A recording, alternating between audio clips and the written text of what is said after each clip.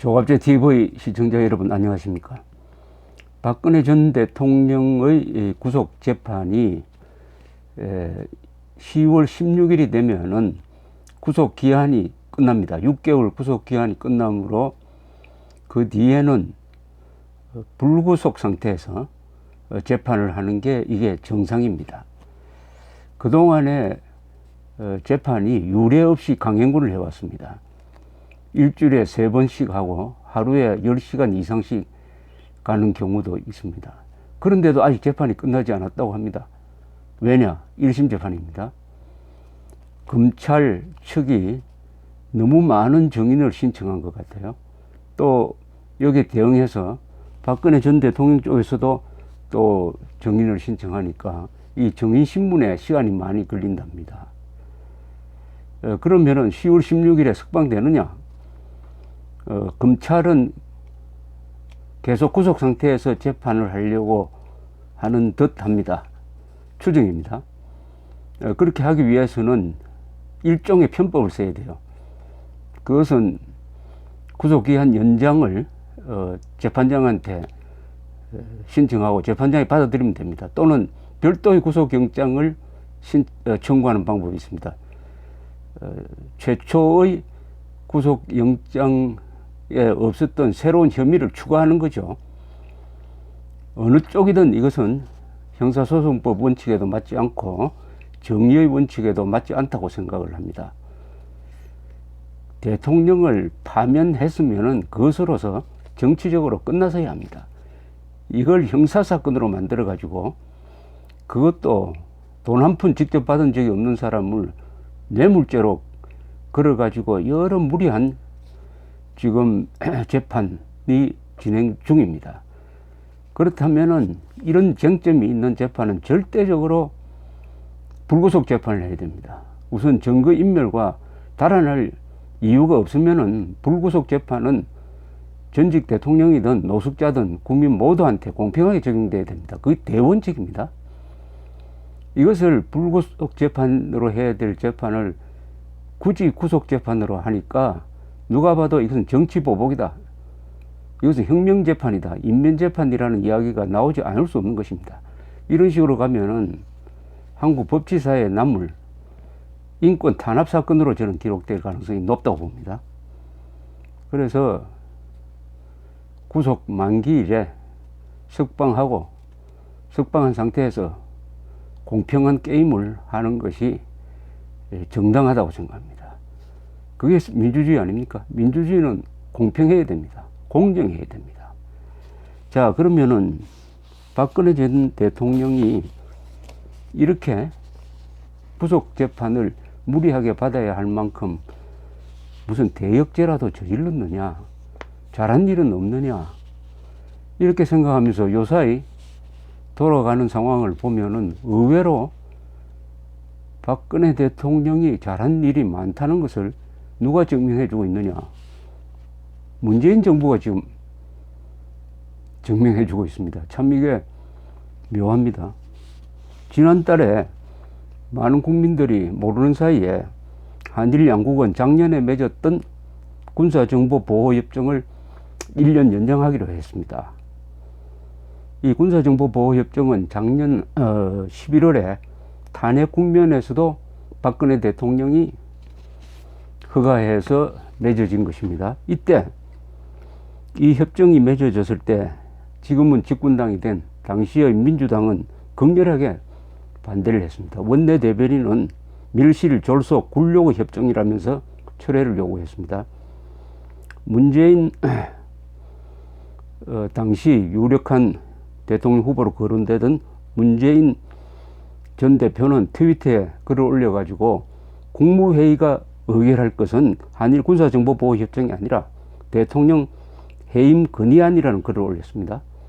이재명 성남시장은 조금 더 과격한 표현을 했습니다. 이미 국민에게 해임당한 대통령, 그가 임명한 헛개비 내각이 마지막 순간까지 나라를 팔아먹고 있다. 친일과 독재의 DNA를 여실히 보여주고 있다. 이어서 박근혜는 매국 협정에 서명할 자격이 없다. 아니 지금 청와대에 앉아있을 자격조차 없다. 매국 협정에 서명하는 순간 또 하나의 대역죄가 추가될 것이다. 무시무시한 이야기를 했습니다. 그런데 엄중한 북핵 문제와 딱 직면해 보니까 한일 군사 정보 협정 교류가 필요하다는 것을 비로소 느낀 문재인 정부가 1년 연장하기로 했습니다. 이것은 박근혜 대통령이 욕을 먹어가면서도 애국 본능에 따라, 매국 본능이 아니라 애국 본능에 따라 옳은 일을 하였다는 증거입니다. 문득 요사이 통일부가 하는 무리하게 대북 800만 달러 이른바 인도적 지원을 결정을 했다가 한미 간에 그리고 한일 간에 이 말썽을 일으키고 있는 이런 행동을 하는 그 통일부가 2013년 10월 박근혜 정부 때 발표한 성명서 하나가 기억이 납니다. 북한이 막 대남 비방을 하니까 짤막한 논평을 했어요. 이 논평을 저는 대북 논평 중에서 최고의 문장으로 칩니다. 이렇게 했습니다. 북한의 대남 비방이 도를 넘어서고 있음 허황된 비난에 일일이 대응하고 싶진 않지만 한 가지만은 꼭 지적하고자 함.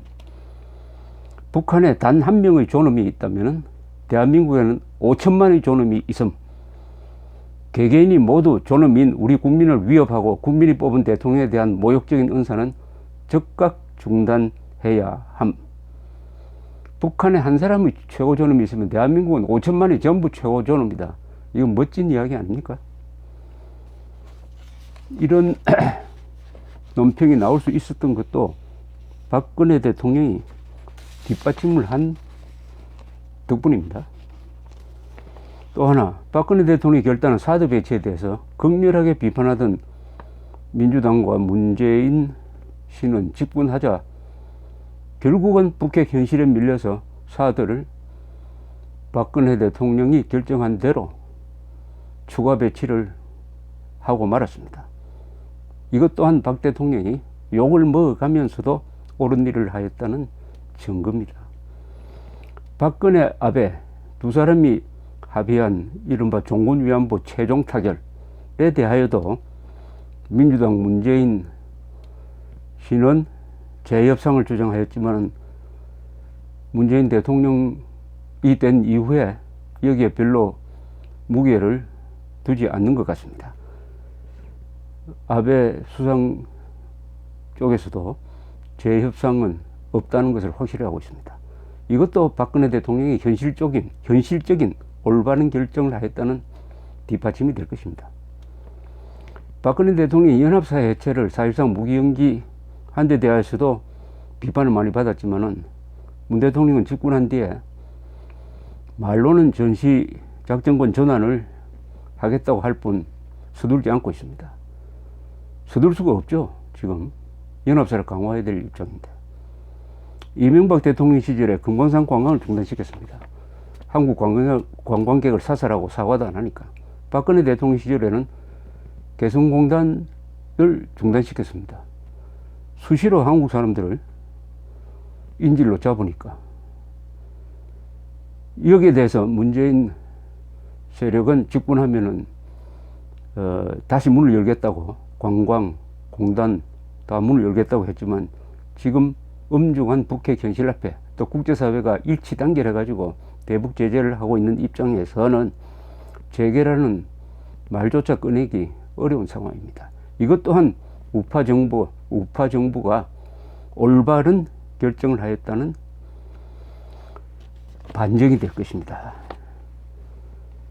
박근혜 대통령은 또 욕을 많이 먹어가면서 이 좌편향 교과서를 바로잡으려고 했습니다. 대한민국의 민족사적 정통성을 부정하고 반공자유민주적 정체성을 부정하는 계급사관적 한국사 교과서를 국정교과서로 만들어 가지고 수정하려고 한 박 전 대통령의 결정이 옳았음도 밝혀지고 있습니다. 문재인 대통령은 국정교과서를 폐지 지시를 하더니 1948년 건국을 부정하고 6.25 남침전쟁을 내전이라 지금 부르고 있습니다. 그런 시각에서 서여진 것이 바로 문제의 교과서였습니다.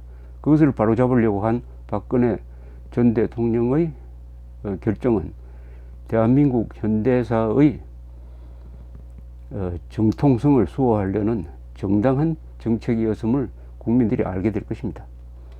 그런데 이상한 것은 문재인 대통령이 이 집권하기 전에 했던 약속이나 주장을 집권한 뒤에는 하지 않는 데 대해서 그 지지 세력이 비판을 하지 않습니다. 이것은 이 지지 세력의 결정 기준은 뭐냐? 자신들의 이해관계라든지 아니면은 문재인 대한민국을 위해서 반대한 것이 아니라 문재인 대통령을 위해서 한 개인을 위해서 반대한 것이 아니냐 이렇게 판단할 수밖에 없습니다. 그것은 맹목적 충성입니다. 맹목적 충성은 민주주의에 큰 해가 됩니다. 안보를 위해서 욕을 먹고도 옳은 일을 했다 하는 것이 점점 드러나고 있는 박근혜 전 대통령을 굳이 이렇게 구속해서 하루에 10시간씩 이런 재판을 해야 되는지, 아무리 나쁜 짓을 해도 정상참작이라는 게 있습니다. 정상참작. 이것은 정상참작의 대상이 안 됩니까? 안보에 대해서 결정적이고 또 욕을 먹어가면서 그 아버지처럼 욕을 먹어가면서 안보를 위해서 올바른 결정을 했다는 사실이 속속 드러나고 있으니까 10월 16일에 석방되어야 할 것이라고 생각합니다. 감사합니다.